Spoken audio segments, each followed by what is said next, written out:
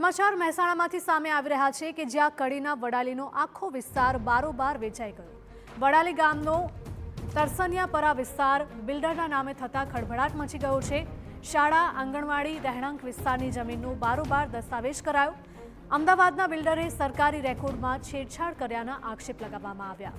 રેકોર્ડમાં છેડછાડ કરી 5.5 વીઘા જમીન પોતાના નામે કરી દીધી હતી। જાણ થતાં જ તંત્ર એક્શન મોડમાં આવ્યું અને વર્ષ 1976ના રેકોર્ડ શોધવામાં આવ્યા। વિવાદાસ્પદ જમીન સર્વે નંબર 333ને કલેક્ટર હસ્તક કરવાનો હુકમ કરવામાં આવ્યો છે। તંત્રએ બિલ્ડરનો દસ્તાવેજ રદ કરવાની પ્રક્રિયા પણ હાથ ધરી હતી।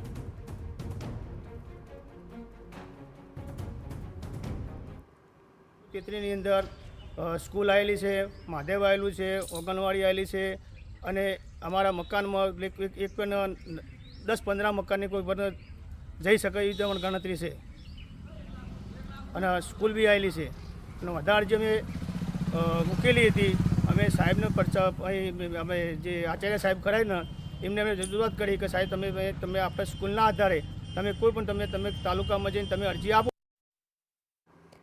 વડાવી પંથકમાં એક ચોંકાવનારા જમીન કૌભાંડનો પર્દાફાશ થયો છે। વડાવીમાં આવેલ તરસનિયાપરું બારોબાર વેચાઈ જતા ખળભળાટ મચ્યો છે। આ સમગ્ર ઘટનાની જાણ થતાં જ મહેસાણા જિલ્લા કોંગ્રેસ પ્રમુખ અને પૂર્વ ધારાસભ્ય બળદેવજી ઠાકોર મેદાને આવ્યા છે। મામલતદાર, તલાટી અને ભારતીય જનતા પાર્ટીનો જે આગેવાન કહી શકાય, તાલુકા પંચાયતનો ડેલિગેટ કહી શકાય એવો દેવેન્દ્ર રાવળ અલ્લેસરનો વતની અને મામલતદાર બધાએ ભેગા મળી અને આ સર્વે નંબરનો ખોટો હુકમ કરાવ્યો છે। આ જમીન બિલ્ડર એવા મિલન પટેલ સાથે દેવેન્દ્ર રાવળ ભેગા મળી અને એનું એ કામ કરે છે। તરસનિયાપરામાં સર્વે નંબર 333ની આશરે 5.5 વીઘા જમીનમાં વર્ષોથી 500 જેટલા લોકો વસવાટ કરે છે। વર્ષ 1978થી અહીં પ્રાથમિક શાળા પણ કાર્યરત છે। છતાં અમદાવાદના બિલ્ડર મિલન પટેલના નામે જમીનનું વેચાણ દસ્તાવેજ કઈ રીતે થઈ ગયો તે એક સવાલ છે।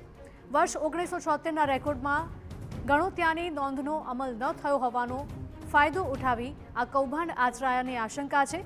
બિલ્ડરે ભાજપના નેતાઓ સાથે મળીને કૌભાંડ આચર્યાનો બળદેવજી ઠાકોરનો આરોપ છે। 20 થી 25 કરોડની આ જમીન હડપવામાં સરકારી અધિકારીઓની સંડોવણીના પણ તેમણે આક્ષેપ લગાવ્યા છે। જોકે હાલ તેમણે સત્વરે આ અંગે કડી પ્રાંત અધિકારીને જાણ કરતા મામલતદારની ટીમ પણ હરકતમાં આવી છે અને તપાસ કરવામાં આવી રહી છે। તંત્ર દ્વારા વર્ષ 1976ના જૂના રેકોર્ડની તપાસ કરવામાં આવી, જેમાં ગણોત્યાની નોંધ બિનઅમલી હોવાનું સામે આવ્યું હતું। હાલ આ સર્વે નંબરની જમીનને કલેક્ટર હસ્તક કરવાનો હુકમ કરાયો છે, જેથી કોઈ અન્ય વ્યક્તિ તેનો કબજો ન લઈ શકે।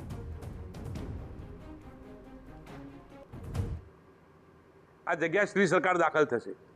જે દસ્તાવેજ થયા છે એ દસ્તાવેજ રદ થશે અને આ ગામના લોકોને જે મુશ્કેલી પડવાની હતી એ સંજોગો વસાત ભગવાન અને માતાજીની મહેરબાનીથી આ જગ્યા ઉપર સરકારી દાખલ એટલે કલેક્ટર દાખલ થશે એટલે એ જગ્યાનો કબજો એ કોઈ લેવા આવી શકે છે નહીં।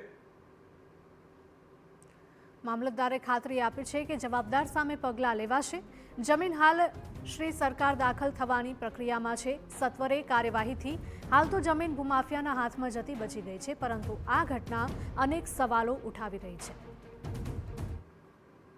વેચાણ જે દસ્તાવેજ થયો એ દસ્તાવેજ સામે જે પણ હકીકતો રજૂ થઈ એની વધારે માહિતી તમને સબ રજિસ્ટ્રાર શ્રી કડી પાસેથી મળી જશે અને આજે આપ કહો છો એ હકીકતો સાચી છે કે ભાઈ ત્યાં મહાદેવ ટેમ્પલ છે, પ્રાથમિક શાળા છે અને જે લોકો છે ત્યાં વસવાટ કરે છે। એટલે આપણે આ વસ્તુ જ્યારે ધ્યાને આવી અમારા ત્યારે અમે સ્થળ સ્થિતિનો હકીકતલક્ષી અહેવાલ કરવા માટે અમે રજૂ કરવા માટે સર્કલને તલાટી જે અમારા રહેવાનું તલાટી છે એમને ત્યાં સ્થળ ઉપર મોકલી આપેલ છે અને હવે રજૂ થાય તે અમે આગળની આમાં કાર્યવાહી કરીશું।